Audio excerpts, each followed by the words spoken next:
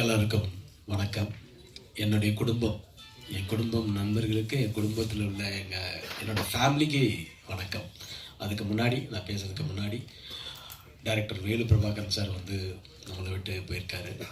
And நம்ம எப்பயுமே நம்ம கன்னட பையங்களையும் சொல்லி தமிழுடைய ஒரு பெரிய அவங்க சரோஜா தேவி அம்மா. நான் நடிகர் சங்கம் மூலியமாக இருக்கும்போது சரோஜா தேவி அம்மா கூட மனோபலா சார் கூட போய் பார்த்து ரொம்ப பேசியிருக்கேன். ஸோ அந்த அவங்களையும் மிஸ் பண்ணுறோம். அதே மாதிரி சீவகத்தில் ஸ்டண்ட் பண்ணி இன்றைக்கி ஒரு ஹீரோவாக ஒருத்தர் இருக்கிறாங்க அப்படின்னா அது வந்து அந்த ஸ்டண்டர் ஃபைட்டர் மாஸ்டரால் தான் இன்றைக்கி நம்மளாம் ஒரு ஹீரோவாக இருக்கிறோம். ஒரு இருக்கிற ஒரு ஆக்ஷன் ஹீரோவெலாம் இருக்கும்போது அவங்க தான் மெயின் ஹீரோ. அவர் ஒரு ஷூட்டிங் ஸ்பாட்டில் கிட்டத்தட்ட மோகன் ராஜ் சார் அவர் இன்றைக்கி நம்மளை விட்டுட்டு போயிட்டாங்க. ஸோ அந்த மூணு பேருக்கும் எனக்காக ஒரு நிமிடம் மட்டும் ஒரு 3 வருஷம் நினைக்கிறேன், 3.5 வருஷம் கேப்பு. உத்தரவு மகாராஜாவில் இதே பிரசாத்தில் நம்ம ப்ரொஃபஸர் பார்த்தோம். மணிகண்டன் பிரதர் இருக்காங்க, எல்லாருமே இருக்கிறாங்க, தேவராஜ் சார்லாம் எல்லாருமே இருக்காங்க. ஸோ ஃபேமிலியாக இங்கே இருக்கும்போது தான் எனக்கு ரொம்ப சந்தோஷமாக இருக்குது. இது கிட்டத்தட்ட 25 இயர்ஸாக இன்றைக்கி நான் வந்து தமிழ் இண்டஸ்ட்ரியில் வெற்றியோ தோல்வியோ சஸ்டெயின் பண்ணி சர்வைவல் ஆகிறதுக்கு காரணமே நீங்கள் மட்டும்தான். ஏன்னா என்னுடைய குடும்பம் வந்து எப்பயுமே இருப்பாங்க. குடும்பத்தை விட கூட நான் சொல்லுவேன், என்னுடைய பத்திரிகை மீடியா நண்பர்கள் தான் எனக்கு அதிக சப்போர்ட். சித்ராமணி அண்ணெல்லாம் என்னை ஃபஸ்ட்டு திருநெல்வேலி படத்துக்கு முன்னாடி என்னை முதல்ல ஃபோட்டோ ஷூட் பண்ணவர் சித்ராமணி அண்ணன். இன்னைக்கு அவர் அங்கே இருக்கிறாரு 25 வருஷத்துல. அதே மாதிரி அவரும் எங்கே இருக்கிறாரு, அதே மாதிரி நம்மளும் மெயின்டைன் பண்ணுறோம். So thank you. இது ரொம்ப சந்தோஷமான விஷயம். இந்த மேடை எனக்கு ரொம்ப ரொம்ப ரொம்ப எல்லாத்தையும் விட இந்த மேடை தான் எனக்கு ரொம்ப பிடிச்ச ஒரு மேடை. இந்த மேடை தான். ஏன்னா கிட்டத்தட்ட எவ்வளவோ ஸ்ட்ரகிள், எவ்வளவோ போராட்டங்கள், எவ்வளவோ அவமானங்கள் எல்லாம் சந்திச்சு அடிபட்டு தான் வந்துட்டுருக்கிறேன். இன்னமும் சினிமாவை அதிகமாக நேசித்ததுனால அதுக்காக எல்லாத்தையுமே தியாகம் பண்ணுற அளவுக்கு நிறைய விஷயங்கள் நடக்குது. அப்படிப்பட்ட சூழ்நிலையில் ஒரு 3.5 வருஷம் கேப்பில் அந்த ஒரு 3.5 வருஷம் நான் ஆடியோ லான்ச்சில் சொன்ன மாதிரி நிறைய டிப்ரெஷனில் இருந்தேன். ரொம்ப டிப்ரெஷனில் தான் இருந்தேன். அதுக்கப்புறம் ஒரு இடத்துல வந்து நான் எந்திரிச்சு வந்து எங்கள் அம்மாவை கூட நான் இழந்தேன் அந்த டைமில். அதுக்கப்புறமா வந்து நம்ம வந்து சினிமா அந்த கேரியரில் கண்டிப்பாக இந்த இடத்த விடக்கூடாது, திருப்பி ஜெயிச்சே ஆகணும். இன்றைக்கி நம்ம ஒரு புதுமுகமாக இறங்கி ஜெயிக்கணும் அப்படின்னு நினைக்கும் போது ஒரு கதை கேட்டேன். அந்த கதை தான் அக்யூஸ்ட். ஏன்னா நான் வந்து கிட்டத்தட்ட ஒரு 3 வருஷம் கேப்பில் இவ்வளோ வந்து ஒரு படம் பண்ணணும் அப்படின்னு நம்ம நினைக்கும் போது ஒரு கண்டென்ட், இன்றைக்கி தமிழ் சினிமா வந்து கண்டென்ட் ரொம்ப முக்கியம். அந்த கண்டென்ட் வந்து நல்லா இருந்ததுன்னா இன்றைக்கி தமிழ் சினிமாவில் வந்து எல்லாருமே டெஃபினட்டாக அதை எங்கிருப்பாங்க. ஏன்னா நான் வந்து ஒரு ரசிகனாக, ஒரு ஆடியன்ஸாக எந்த படம் வந்தாலும் தேட்டரில் போய் படம் பார்க்குற ஒரு ரசிகன் நான். அப்படி பார்க்கும்போது அந்த படத்தில் என்ன இருக்குது, என்ன ஆடியன்ஸை லைக் பண்ணல அப்படின்னு தான் நான் கதை கேட்குற நிலைமையில் அப்படி தான் இருப்பேன். அப்படிப்பட்ட ஒரு சூழ்நிலையில் நான் வந்து கதை கேட்குறேன் அப்படின்னோடனே எனக்கு வந்து டைரக்டர் பிரபு ஸ்ரீனிவாஸ் வந்து ஒரு கதையை சொன்னார். அந்த கதை அவர் சொன்ன மாதிரி அவர் கன்னடா படத்தை ரீமேக் சொன்னார். வேண்டாம் சார், நல்ல கண்டென்ட்டாக பண்ணுங்கள் அப்படின்னு சொல்லும்போது என்னை வச்சு பண்ணும்போது ஒரு மீடியம் பட்ஜெட்டெல்லாம் பண்ண முடியும் அப்படின்னு இருக்கும்போது இது ஒரு பெரிய பட்ஜெட்டாக அக்யூஸ்ட் வந்து ஒரு பெரிய பட்ஜெட்டாக இருக்குது. ஆஹா, இது என்னடா பெரிய பட்ஜெட்டாக இருக்குது அப்படின்னும் போது கதை அதை டிமாண்ட் பண்ணுது. அதனால என்னுடைய ப்ரொடியூசர்ஸ் வந்து இதுக்கு பெரிய சப்போர்ட்டாக இருந்ததுனால தான் இதை பண்ண முடிஞ்சுது. நான் ப்ரொடியூசர்ஸை பற்றி தனித்தனியாக சொல்கிறேன். அதுக்கு முன்னாடி இந்த அக்யூஸ்ட் படத்தில் பிரபு ஸ்ரீனிவாஸ் சார் டைரக்டர், அவரை பற்றி நான் ஃபஸ்ட் சொல்கிறேன். ஏன்னா பிரபு ஸ்ரீனிவாஸ் சார் வந்து நான் பார்க்கும்போது இந்த கதை சொல்லும் போது அவர் வந்து என்ன ஸ்கிரிப்டில் அந்த பவுன் ஸ்கிரிப்டில் கொடுத்தாரோ அதை அப்படியே டிட்டோவாக படமாக இருக்குது இன்றைக்கி. அது என்றைக்குமே வந்து ஒரு பவுன் ஸ்கிரிப்டில் இருக்கிறத வந்து எல்லாம் மாற்றுவாங்க. அவர் ரொம்ப கிளாரிட்டியான ஒரு டைரக்டர் பிரபு ஸ்ரீனிவாஸ் சார். வரதான் செய்யும். ஸோ அதனால் விமர்சனம் வந்து கண்டிப்பாக ஒரு படத்துக்கு தேவை. அது வந்து ஒரு ஆரோக்கியமாக இருந்தால் இன்னும் நல்லாயிருக்கும். எங்களை வந்து திருத்திக்கிறதுக்கு நல்லா இருக்குன்றது தான் என்னுடைய கருத்து. குறிப்பாக இந்த படத்தில் நான் வந்து இது கொஞ்சம் நேரம் எடுத்துக்கிறேன். ஏன்னா ஆடியோ லான்ச்சில் நான் பேசும்போது எனக்கு டைம் இல்லை. நான் வந்து இந்த படத்தினுடைய எனக்கு ஒர்க் பண்ண எல்லா டெக்னீஷியனுமே என்னுடைய ஃபேமிலி மாதிரி தான். அண்டு நான் ஃபஸ்ட்டு ஆர்டராக வந்துடுறேன். பவின் சார் வந்து எவ்வளோ பெரிய எடிட்டர் உங்களுக்கு எல்லாருக்கும் தெரியும், எவ்வளோ ஒரு கட்ஸு.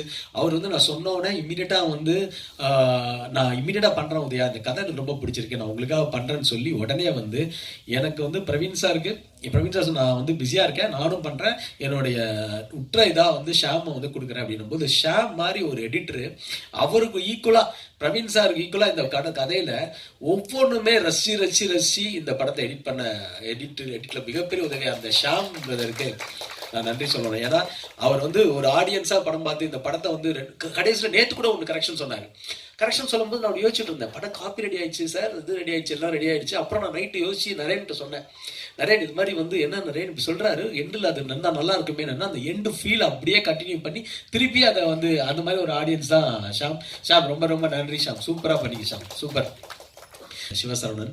ஏன்னா எல்லாத்தோடையும் அந்த பாதி பேர்டனை வந்து அவர் எடுத்துக்கிட்டா அப்படி எல்லாமே வந்து எனக்கு ஒரு பக்க பலமா ஒரு மிக தொழில வந்து கத்துக்கிட்டா அப்படி கரெக்டா ஈபியா. இனிமே எந்த படமே இவர் ஈபியா போட்டீங்கன்னா படம் கரெக்டா நடக்கும். கரெக்டா ஷார்ட் ஃபிலிம் 2 படம், செக்யூரிட்டி ஒன்று, ஃபேமிலின்னு ஒரு டைரக்ட் பண்ணேன். அந்த டைரக்ட் பண்ணதையும் எனக்கு வந்து மிகப்பெரிய ஒரு நேம் வாங்கி கொடுத்த என்னுடைய பிரதர். அதாவது ஒரு மியூசிக் டைரக்டர் வந்து மியூசிக் பண்ணுவாங்க, நல்லா பண்ணுவாங்கன்றது நிறைய நல்லா பண்ணுவாரு, எனக்கு நல்லா தெரியும்.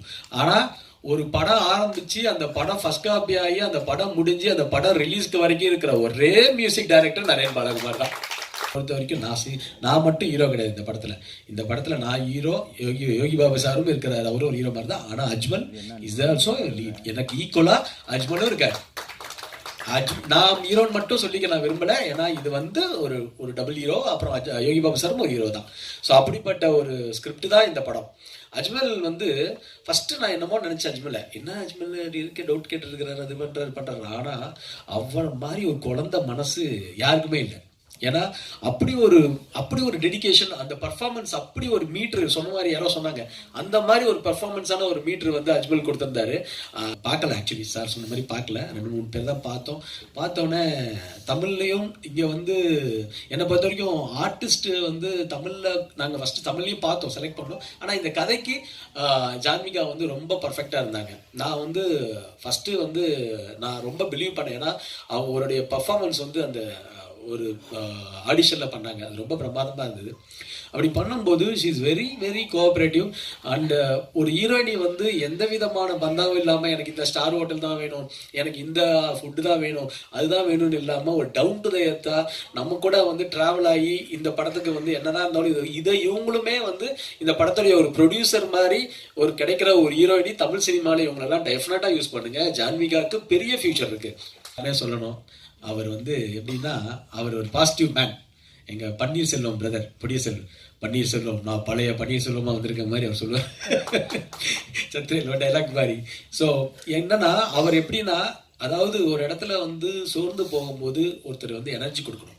அந்த எனர்ஜி கொடுக்கும்போது இன்னைக்கு வந்து ப்ரொடியூசராக அவர் நிறைய பண்ணியிருக்கிறாரு, ப்ரொடியூசராகவும்.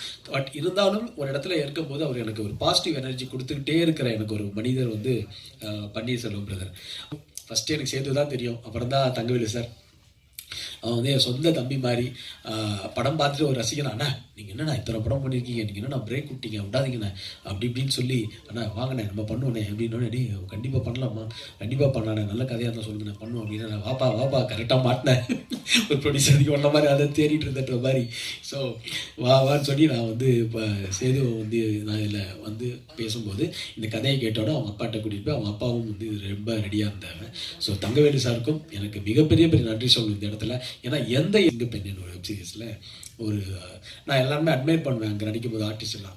அப்போது ஒருத்தவங்க வந்து என்னடா அது நம்ம நல்லா பண்ணுறாங்களே, பழைய சீதா மாதிரி இருக்காங்களே, நல்லா நடிக்கிறாங்களே, நல்லா இருக்காங்களே, செக்கச்சவின்னு இருக்காங்க, நல்லா இருக்காங்க, கரெக்டாக பண்ணுறாங்களே அப்படின்னு சொல்லி நான் வந்து சரி ஓகே அவங்க நம்ம படம் பண்ணும்போது அவங்க பண்ணணும் அப்படின்னு. சிவா சார் வாங்க சார், வெல்கம் சார். அந்த மாதிரி ஸோ அதனால் அந்த மாதிரி பண்ணும்போது நான் வந்து சுபத்ரா வந்து சொல்லும்போது சுபத்ரா இதில் கரெக்டாக எனக்கு இந்த கேரக்டருக்கு அப்படின்னு அந்த கேரக்டரை வந்து நான் வந்து சுபத்ரா வந்து நாங்கள் ஃபிக்ஸ் பண்ணோம். பிரமாதமான பர்ஃபார்மன்ஸு. இதில் வந்து இதில் வந்து ட்விஸ்ட் அண்ட் டர்ன்ஸ் நிறையா இருக்கும், யார் என்னென்னன்றது தெரியாது, அந்தளவுக்கு ட்விஸ்ட் அண்ட் டர்ன்ஸ் இருக்கும். அதே மாதிரி இந்த படத்தோடைய டிஓபி மருதநாயகம், நான் என்னுடைய பிரதர்லா ரங்கோலின்னு சிஸ்டர் பையன் நடித்த படத்தில் தான் வந்து அவர் ஃபஸ்ட்டு டிஓபி அறிமுகம் பண்ணார். அந்த படத்துலேருந்தே எனக்கு ரொம்ப அவரை பிடிக்கும், நல்லா பண்ணார். நான் அப்போ பார்க்கும்போது நம்ம படம் பண்ணும்போது இவரை மாதிரி ஒரு கேமரா பண்ணேன்னா தூக்கிட்டு கேமரா வந்து ஷோல்டரில் தூக்கிட்டு வந்து ஒரு ஷாட்லாம் எடுக்கும்போது நல்லா இருக்கு, நல்லா பண்ணுறாரு, ப்ரொடியூசர் கம்ஃபர்டபுளான ஒரு கேமராமேன் கரெக்டாக பண்ணார். போது இந்த கதைக்கு அவர் வந்து பெஸ்ட் அவுட்புட்டை கொடுத்துருக்கிறாரு. மிகப்பெரிய ஒரு நான் இன்னைக்கு இந்த ஃபோட்டோகிராஃபி ஃபங்க்ஷன் போனேன் காலையில். அப்போ போகும்போது நிறைய கேமராமேன்ஸ் பார்க்கும்போது நான் தான் சொன்னேன், நம்ம மருதையும் பற்றி பேசினேன். அப்போ பேசும்போது எனக்கு ரொம்ப ப்ரௌட். மருது மிகப்பெரிய ஒரு டிஓபியாக கண்டிப்பாக வருவார். ஏன்னா ஸ்டன் சில்வா மாஸ்டர் வந்து நிறைய படங்கள் எனக்கு மாநாடு பண்ணும்போது தெரியும். அப்புறம் தலைவால நம்ம ஒர்க் பண்ணியிருக்கோம். ஆனால் அக்னி நட்சத்திரம்னு ஒரு படம் அது இன்னும் வரல. பட் இந்த மாதிரி இருக்கும்போது ஸ்டன் சில்வா மாஸ்டர் கேட்கும்போது மாஸ்டருக்குடைய பெரிய சம்பளம் பெரிய டேட்டு எல்லாம் இருக்கும்போது, இல்லை உதயா நீங்கள் என்ன சம்பளம் ப்ரொடியூசர்கிட்ட சொல்லி வாங்கினாலும் ஓகே தான், எனக்கு நான் பண்ணித்தரேன் அப்படின்னு சொல்லுறது அவ்வளோ கோஆப்ரேட்டிவ். கிட்டத்தட்ட ஒரு பஸ்ஸை மட்டும் விலைக்கு வாங்கி ஒரு ஆக்ஷன் சீக்வன்ஸ் வந்து அந்த பஸ்ஸில் வந்து அவர் பேர் ரோசா ஸ்டண்ட் ஃபைட்டர் வந்து அவ்வளோ தூரம் ரிஸ்க் எடுத்து பண்ணது. அந்த வீடியோ நாங்கள் மீடியாவில் போட்டிருக்கோம், பார்த்துருப்பீங்க. ஒரு பஸ்ஸையே விலைக்கு வாங்கி கிட்டத்தட்ட 1.5 கோடி ரூபாய்க்கு மேலே. என்னோட படத்து பட்ஜெட்லாம் ஒரு ஃபைட்டுக்கே 1.5 கோடி ரூபாலாம் எனக்கே ஆச்சரியமாக இருக்குது. என்னடா இது திருப்பி இப்படி ஒரு வாய்ப்பா அப்படின்ற மாதிரிலாம் இருந்தது எனக்கு. அந்த வந்து என்னை பொறுத்த வரைக்கும் மிகப்பெரிய ஒரு cooperative artist Yogi Babu sir. Yogi Babu sir வந்து சும்மா வந்து நம்ம சொல்லிட்டுலாம் போயிட முடியாது. ஒரு கேரக்டர் எடுத்தாருன்னா அந்த கேரக்டரில் அவர் என்ன இன்வால்மெண்ட்டு, அவர் என்ன மாதிரி அவர் பண்ண முடியும், செகண்ட் அவர் என்ன அதில் கொண்டு வரலாம். இந்த படத்துக்கு எனக்கு ஆக்சுவலாக அவர் பிஸியாக இருக்கிறார். நம்ம ஸ்பீட் திடீர்னு வந்து நம்ம சொல்லும்போது அவரால் வர முடியாது. ஸோ அப்படிப்பட்ட ஒரு யோகி பாபு சார் வந்து எல்லா இடத்துலையுமே எனக்கு ரீல்ஸ்லாம் பண்ணி கொடுத்தாரு. பிரியாணி சாங் அப்போ ரீல்ஸ்லாம் பண்ணி கொடுத்தாரு. யோகி பாபு சாருக்கு இந்த நேரத்தில் நான் நன்றியை சொல்லிக்கணும். ஏன்னா எனக்காக ஒரு கிட்டத்தட்ட ஒரு 12 நாள் 13 நாள் மேலே டேட் கொடுத்து இந்த படத்தில் அவரும் ஒரு ஹீரோவா 14 நாள் நடிக்கிறேன். 14 நாள் டேட்டு கொடுத்துட்டு இந்த படத்தில் அவரும் ஒரு ஹீரோவா இந்த படத்தில் இருக்காரு. நான் வந்து சங்கரை பற்றி சொல்லணும். ஏன்னா இன்னைக்கு வரைக்கும் எனக்கு வந்து மிகப்பெரிய ஒரு பலமாக என் கூட இருக்கிற சங்கர் வந்து டைரக்டருக்கும் சரி, அவுட் ஆஃப் தி படம் முடிச்சதுக்கப்புறம் அந்த சங்கர் அவ்வளோ தூரம் கோஆப்ரேட் பண்ணி ஒர்க் பண்ண சங்கராக இருக்கட்டும், முத்துவாக இருக்கட்டும், ஐரன் ஐரன் அந்த ஐரனுக்காக கிளாப்ஸ் பண்ணணும். அப்படி ஒரு உழைப்பு. அதே மாதிரி அப்படி உழைச்சிட்டு இருக்கான். அதே மாதிரி ஸ்ரீதர் இந்த படத்தில் ஒரு நடிச்சிருக்க ஸ்ரீதர் ஒருத்தர் இல்லை ஒரு கேரக்டர் பண்ணியிருக்காரு. அவரும் ஒன் ஆஃப் தி ஒரு நம்ம ஃபேமிலி மாதிரி. அவர் இந்த படத்தில் வந்து ஒரு புது ஆர்டிஸ்ட்டு அவர் எப்படி இவ்வளோ தூரம் பர்ஃபார்ம் பண்ணுறாரு. நம்மளாம் இத்தனை படம் பண்ணிட்டு ஃபர்ஸ்ட் படத்துலேயே இவ்வளோ பண்ணுறாருன்னு பார்த்தேன். அவ்வளோ பிரமாதமாக பண்ணியிருக்கிறாரு, டெடிக்கேட்டாக பண்ணியிருக்கிறாரு. இப்படிப்பட்ட ஒரு ஸ்ரீதர் இந்த படத்தில் இருக்காரு. பிரபு சாலமன் சாரும் ஒரு கௌரவ இடத்துல நடிச்சிருக்காரு படத்தில். உங்களுக்கு நல்லா இருக்கும் அந்த படம், அது இன்ட்ரெஸ்டிங்காக இருக்கும் அந்த சீன் வரும்போது. ஸோ இது மாதிரிலாம் இந்த படம் வந்திருக்கு. படம் டெஃபினட்டாக நான் வந்து ஒரு காவியத்தை படைச்சிட்டோம், ஒரு பிரம்மாண்டமான ஒரு படத்தை ஒரு யாரும் தமிழ் சினிமாவில் சொல்லாத ஒரு படம் பண்ணோம் அப்படின்லாம் இல்லை. இந்த படம் 2.25 மணி நேரம் 2 மணி நேரம் 10 நிமிஷம் கண்டிப்பாக உங்களை என்கேஜ் பண்ணுற படமாக இருக்கும்.